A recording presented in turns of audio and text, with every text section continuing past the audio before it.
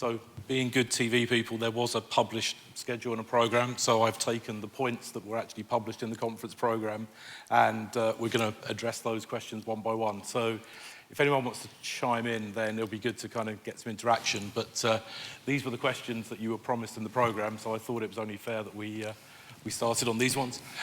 So the first one is, how do we, I'm sure you can all read, but I'll read it anyway. How do we personalise recommendations in multi-person households on shared devices and without logins? So, given everyone else has spoken longer, Charles, do you want to start with this one? Yeah, sure. I think looking at this, actually taking a step back, actually, in looking at recommendations to start with. When you look at recommendations and how you do recommendations, both in a multi-person household and a single-person household, you really need to be able to understand the context and how you want to make that recommendation. Last year, we went out and we did a survey across 7 countries and looking at and talking to people who had pay TV, talking to people who had OTT services. It was US, UK, Germany, France, China, India, and Japan. So looking right across the globe to really try and dig down into what people were doing in their entertainment experience. And when you looked at the recommendations side of things, one of the things that we found actually when you looked at why people weren't using the recommendations that they had was all about things like they felt that the recommendations weren't relevant to them or that they were too narrow. And I think that's kind of symptomatic of some of the systems that have been in place, kind of what I'd call the first generation of recommendation systems that have had limited sets of data to work with. So, for instance, we've got clickstream data, and we've got things like the VOD purchase history. But we had 14% of people saying, actually, I feel like it's focusing me into more and more VOD. It's not giving me a lot of context. And then at the same time, when you look at actual people and how they consume content, if you're in a multi-person household, everybody has 3 kind of personas that they use for viewing that content. So you've got a persona of where you watch content by yourself. You've got a persona of where you watch content with a significant other. And then you've got a group persona. So actually, when you look at this, it's incredibly complicated to be able to give the right recommendation at the right time. And when we look and we talk about it, there's kind of 3 things that you need to understand. So first of all, you need to understand what the content is. So you need to have a fantastic set of resource to understand each piece of content in real depth, and more depth than just having a synopsis or just having a cast and crew. The second area is you need to be able to understand the person. So clearly that's quite complicated, even within, it's not just as simple as there's people in a household. Actually, there's people in a household who are in different situations. And what then becomes crucial is actually understanding the context of where they are, what they're doing, time of day, to be able to start to make some assumptions that start to help you to be able to give the right recommendation at the right time. I think then moving forwards, actually, there's a lot more that you can start to do. So, for instance, you can start to look at one of the pieces of context is potentially is the device that they're looking at. We're no longer limited as just a big screen on the living room wall. Actually, even though we've got beautiful pictures of happy families using tablets, in some cases actually that is the case, and people are using different devices. So you can say that actually a mobile phone is probably more is more personal, whereas actually the device on the wall is shared. It's going to be an interesting question because tablet was always looked at as more on the shared side because it was a device that was handed from one person to another. Actually, some of the figures that we saw there where tablets were going down and phones were going up, and the comment about actually is that because tablets are replacing phones and are getting thrown into that category, does that then go back into actually it's more of a shared device, or do you just keep your large phone? But I think just going forwards, one of the areas that's really going to make a difference is around voice and being able to use those kind of newer inputs to be able to do much more identification of who's in the room and who's actually requesting the recommendation. Because crucially in the question, without login, the last thing we want is people logging into their televisions, I think. People have tried it, people have failed, and I think pretty much everyone will agree it's not a very smart idea.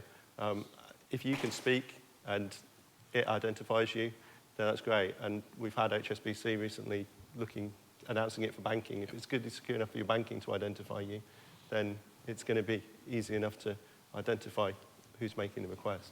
As an Amazon Alexa user, I get slightly spooked by that every now and again. But just Ben, you've got huge amounts of data on your platforms. Are you using that for recommendations, or is it primarily for? On the authenticated services to a certain extent, with our Optimum app and things like that, but not for television. For those reasons, it's challenging. I mean, and ironically, it's one of the benefits of television is that it is a shared viewing experience. So when you talk about, the opportunities for driving brand awareness across many influencers in the household. But the personalization piece is really challenging because, especially in, larger households, there's a lot more shared viewing. We can use kind of viewing data as kind of a proxy for, a children's room or something like that. We don't do anything with it today, and I think it'd be challenging to do it without some form of opt-in or a login or something like that. But very easy on the app and the IP side through authentication, very difficult on television. Yeah, having worked on TiVo, I learned some of those interesting personalisation issues. So the skew and the anonymisation as well, I think, is a big issue I think we'll probably pick up on a few of these things. Andy, are you doing anything? Oh, Matthew, sorry. I was just going to say, I think the recommendation gets a little bit overplayed in television. I think one of the strengths of television is this shared medium and it's this shared experience. And what people are really looking for is to avoid two fears. One fear is the fear of having nothing to watch. You have this precious downtime that you're going to go and sit down in front of your telly, and you want to make sure that you have some good television to watch when you do that, and you're not going to effectively waste that time. And the other one is the fear of missing out, that there isn't something cool going on out there, some new series, some classic film that's on, that you're going to miss out on and people are going to be talking about, be that face-to-face or over social media. So I think those are the fears that people have that they need kind of recommendation services for, and curated recommendations, which is where we put our focus, I think is a real bedrock of that. And really, any operator I talk to is get your curated recommendations right first, get that as service that consumers are using, and then consider how you personalize that curated experience. So can data analytics help you commission or produce content, and can it ever replace human insights, Matthew? One of the things that's been the talk recently is about how House of Cards was meant to have been invented by an algorithm, but it actually turns out that it wasn't. And I think that in the creative industry, inspiration is always going to come from creative people, and that I don't see a kind of a future where there's algorithms that can generate great ideas. But what you can do is work out which are the great ideas once they come out, and then evolve. And you were saying, in terms of evolve rapidly, work out, is that working? Is it not working? If it's not working, move on, try something else. And so I think you actually had in your slides about computer-generated scheduling, if not programming. Was that? Yeah, well, but I'm going to skip back to the previous question first. Yeah, I've got sorry, yes, you did. Just sitting here listening, I had a brilliant idea, and actually it's in terms of knowing who's watching, who's got the tablet. If you were to use the accelerator, the accelerometer and the gyroscope API in the iPad in my house, it would tell you very quickly whether it's the kids who've got it in their hands or whether it's me. Because if it's being wrenched backwards and forwards and dropped on the floor, it's definitely the kids that are watching TV. So that's a good way of doing it without profiles. But look, from a purely personal point of view, I have no problem switching profiles on the Netflix app, for example. Although I wish they'd do it on the connected TV app as well, because that's all ruined from my main one. Like, it doesn't do it on my TV. They do on our service. So. They do on what I've got. On my old Samsung, they don't. So fundamentally, you then end up having to manage your profiles, though, don't you? Because you end up having to say, right, well, if I can't switch the profile on that device, I'm going to have one dedicated to that device, which is for the kids, because they're the ones that ruin the entire recommendation structure, right, with cartoons and other stuff. And then you have to create other ones, then you have to worry about it. So it becomes a management thing in the house. So again, back to that customer experience point I was making earlier, it's personally, I don't mind doing it. I think lots of people do. It's a stickiness. But you've got to find that balance in between those things. What was the second question? It was, do we always need humans in commissioning? And so, look, I'm going to make a. So I've been. What's the most scary thing that's going on in technology right now? It's artificial intelligence, right? So over the next 20 years, there's a big group of people, very credible data scientists and AI researchers who are adamant that we will have machines that can think as well as humans can. That means they'll be able to create as well as humans can as well. So at that point, the data will become very important. And of course, Netflix would say today that they actually, whilst it's not creating the content, it's certainly driving the commissioning process, at the very least, in terms of the segments that watch their shows. So I think they can certainly help guide that. But we have to wait for those clever machines before it's actually creating the content as well. Ben, your presentation was primarily around the insights and delivery. How much do you take back to the programmers or your content acquisition teams in terms of? Oh, that's a huge part of it. We thought initially it was really kind of an opportunity to optimize the ad business, but it's amazing how very quickly it pivoted into the programming realm in terms of not only just promotions, driving tune-in promotions and driving audience acquisition, but curation, and testing different modes of delivering a show, whether it premieres. We did a test for a pre-linear premiere on VOD.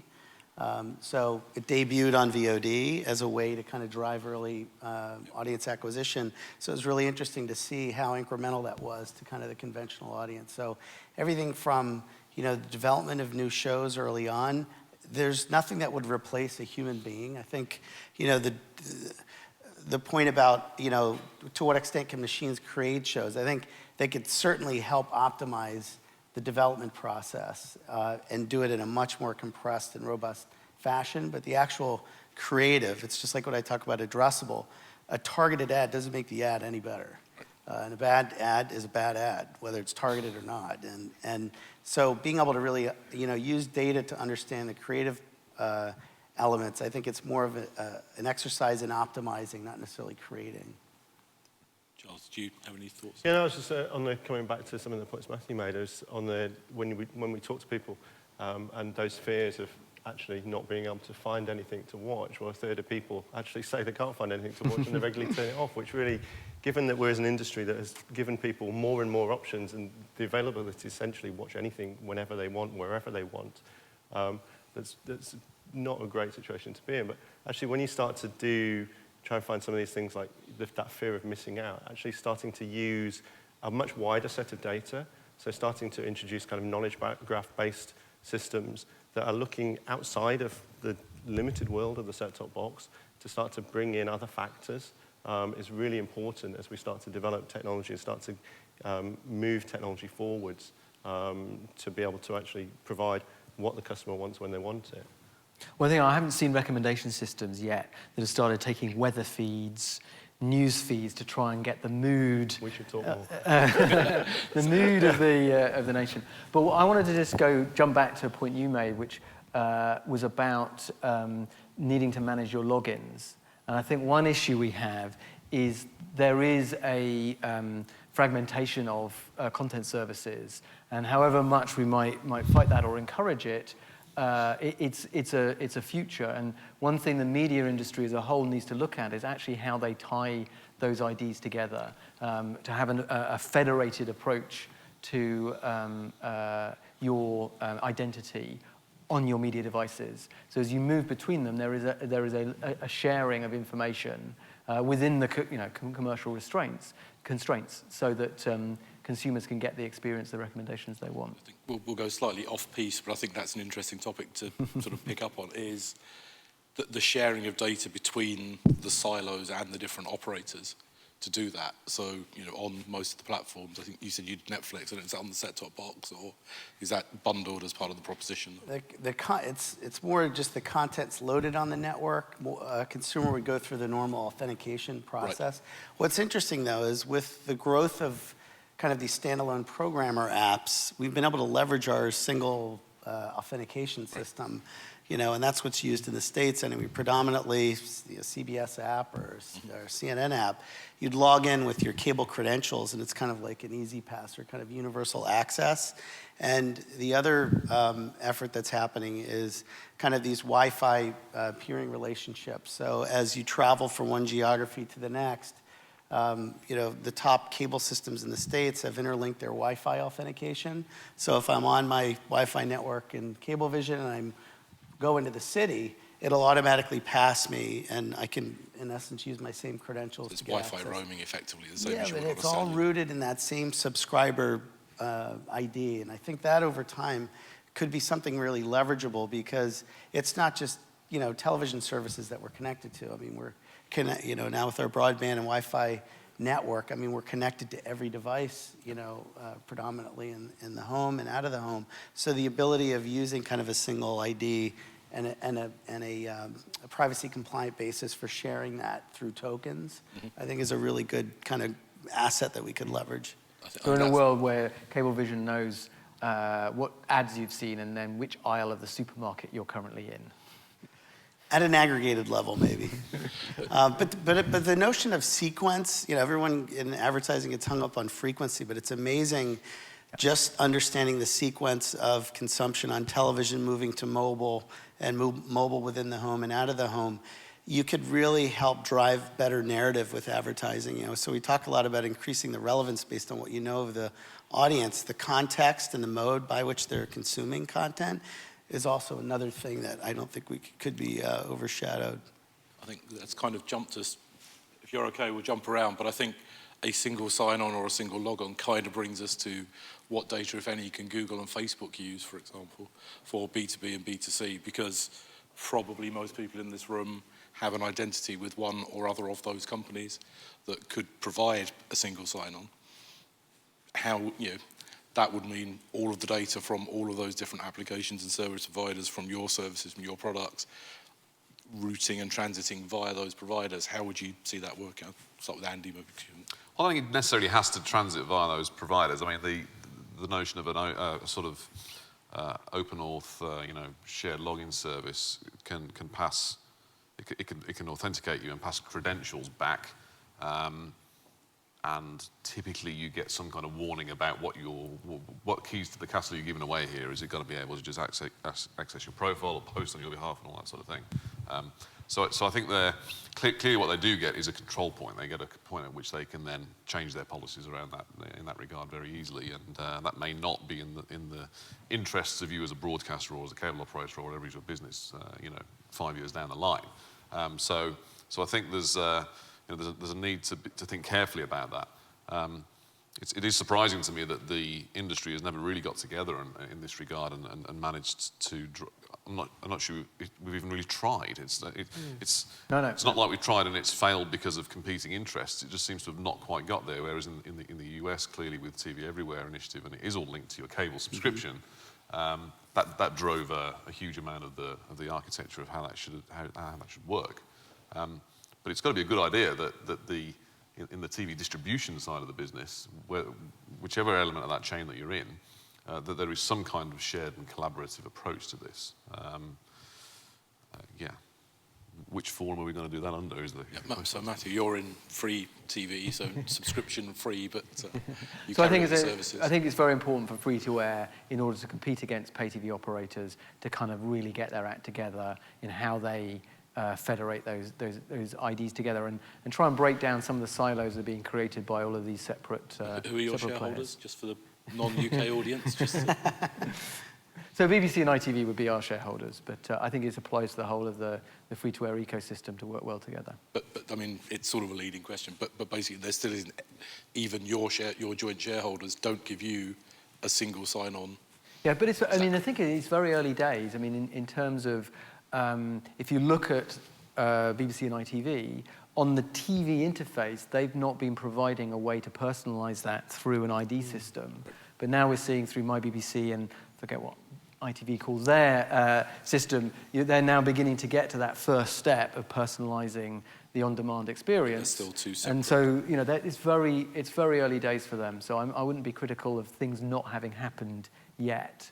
But part of that, just on the sort of the iPlayer story, is until Christmas, iPlayer being driven by mobile usage and before that desktop usage. But what we saw at Christmas is actually finally the reality of is that consumers want to watch TV on the biggest screen in their home, whatever that might be, linear or on demand. But we haven't actually seen that in the figures, and we are now seeing that in the figures since Christmas. Was it your 6th or 7th rated channel? Was iPlayer? iPlayer is our 6th biggest channel. Yeah. And it's because now people have a realization that those on-demand services are available for the TV, whether that's through a unified experience like free time from FreeSat or from their connected Samsung TV. Charles, have you seen anything with customers you've worked with on federated IDs or single logins or sharing of data? Not really, no. Not in that space, really. So it feels we're mature in some areas, Yeah, I but still think very it's- immature in yeah. others in terms It's one of... of How would you I think it's an activate the industry, iPlayer then through FreeSat? Do you have to log in? Well, today, iPlayer, you just click on a link, whether you've done that through search or through the portal, backwards guide, or our recommendations, and it takes you into iPlayer. So you don't have to log in content, then? and there's no login. Okay. So there's no personalization at that. Got it. Whereas they are providing logins, and that's, you know, that I know what the roadmaps are for that to change and evolve over time, but it's not actually what's there today on any of their connected TV platforms. But the priority of TV for that is changing. That's the other thing, because it has been all about mobile, where that login was very natural. I mean, so I'll keep with these, but if anyone wants to jump in with questions now, sort of just raise your hand. So we're sort of coming into the last 10, 15 minutes of the session. So, Ben, I think this is probably a good one for you, and I think you probably covered a fair bit of it, but what are the challenges and potential pitfalls using data analytics to increase business value? I think you gave a fairly good presentation on that, but to answer the question. You know, I think we're obviously doing a lot within our respective geography, but ultimately it's got to scale nationally and globally. I mean, I really think the device level data just in general has to get onboarded in a much more aggressive fashion than it has been. You know, we were early on, and it's great, you know, we're excited about that, but we don't want to be the only one, you know, there. And I think especially with the programmers that we serve, you know, they really want to understand things from a national perspective, and many of them globally, really understanding how consumption occurs. So I would just say scale is probably, in terms of the source data, is probably the biggest challenge. And then I also think the television industry, it's very early on in terms of them transforming kind of their media research departments into data analytics departments. You know, we went through that transformation over the last few years, and I think it's yet to really happen in a meaningful way. I mean, you see some of the larger networks, you know, are really starting to transform those groups, which ultimately will create a lot of demand for data scientists, which are already in very high demand across every industry. So I would say, you know, talent sourcing would be the other secondary challenge beyond scale. And I mean, you're providing sort of the tools in a way. Are you seeing anything driving this through in terms of identifying? I think the main, if it was primarily like the pitfalls and the dangers of it, to me it's more about impediments, I suppose. I mean, I think the point I made in the presentation there around organisation and culture, this is as much of an impediment as anything else. Yep. So is it a danger? Well, it's a danger that you won't be successful, I suppose. I mean, if your organisation is one where the culture is of sort of protectionist teams and so on and so forth, then democratisation of data is going to be a hard job. And we unfortunately do see that quite regularly. But for organisations that can apply that vision, and it sounds like Cablevision's done a great job of really saying, right, we are going to run our business like this now. Yep. This is how it's going to work, and drive that through the organisation. Then there's a huge amount of benefit possible here. But it's not an overnight job for sure, and it's a lot about people and an organisation and culture as much as anything else to make that work. I mean, Matthew, you work with TV Beat, you said. That sounded like that was fairly hot off the press, actually. So, yes, I think about an hour. The point I made there is I think you need that organisation change where the organisation adopts and accepts that the data is there and that it is democratised, so anyone can go and gain insight from simple and easy to use tools, and that's important. And it's a mistake to kind of put that data into a kind of a strategy group who gives direction from on high. And as getting back to the Netflix example, what I've seen with everyone I've met from Netflix is they're just this drive around the KPIs and the full embracement of that. And obviously you need a lot of good metadata to sort of underpin that. So I mean, Charles, I think you provide some of that to people. Yeah, no, I was going to say, echo what the other people on the panel say, but I think one of the other things is actually making sure you've got the right data. And some of the challenges around that, clearly, as we move forward, there's a lot more people are deploying, like Matthew's done and like Ben's done, actually the set-top boxes that will allow you to get the information back and the correct information back. But there's still a lot of people running systems out there that actually aren't giving you everything you need. And making sure that you've got a level playing field across all the different devices so that you can pull back the same kind of insights is really important. And I think also understanding one of the things when you're actually looking and making decisioning is understanding, like going back to it, understanding what content is being played where and when, so that you can actually drive some of your business decisions. Does that go back to the production chain and the input metadata? Because I noticed in your complex slide that you covered up, you had sort of Tribune feeds. Yeah, I mean, I think that's like the starter package, but then it's, I think just the social data, the overlays that you can get based on consumption, usage, the mode of usage, which is more around the behavioral aspects of viewing, not just kind of programming metadata. And then I think the social data, too, is also a really interesting overlay. But I think the core of it is just expanded set of metadata. And the notion of taking the in-stream data, the audio and the video, and like kind of drawing metadata, kind of generating metadata out of that using some kind of, machine learning is really interesting because it's amazing how much gets missed, just within the feed. Overlay the dark social stuff with the light social stuff. We just did some stuff around actually looking on just specifically at the Oscars program.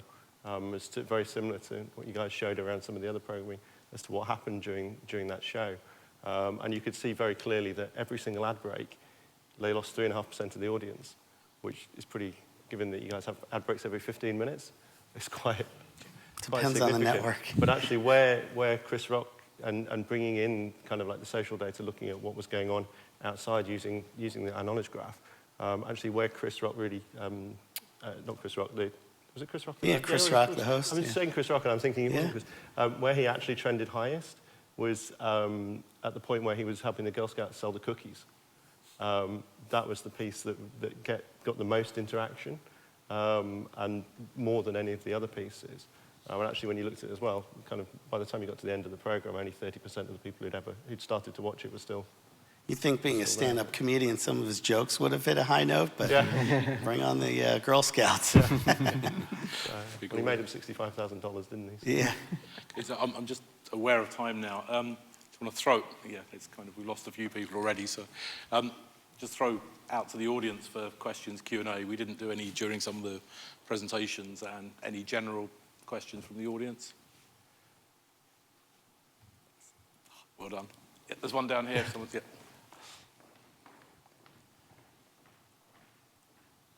He's right in the middle. The worst possible place. Hi, thank you. Can you say who you are and where you're from? Yes, Lee Suka from Hitachi Consulting. I think it's easy to imagine a kind of radically optimistic future state of what AI, AR, VR, hyper-personalization can do for our content consumption experience. But there's we have choices, right?